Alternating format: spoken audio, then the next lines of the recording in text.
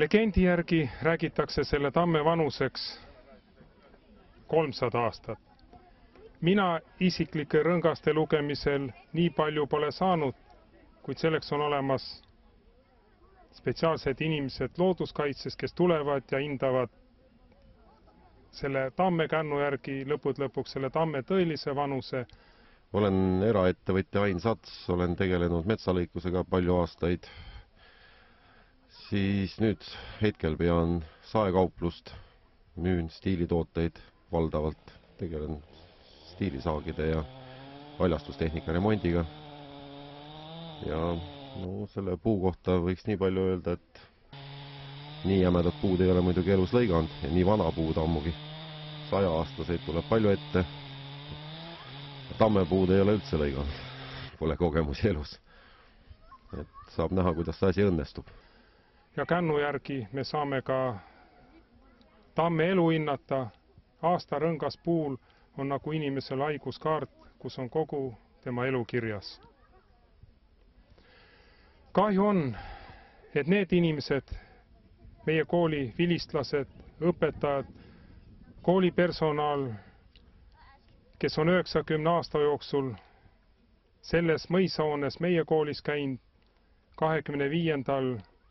kooli juubelipäeval, enam seda puud ei näe. Väike ärevus on ikka sees, sest puu on vana, mädanud, võib teha mida iganes. Võib tulla ette ootamatusi.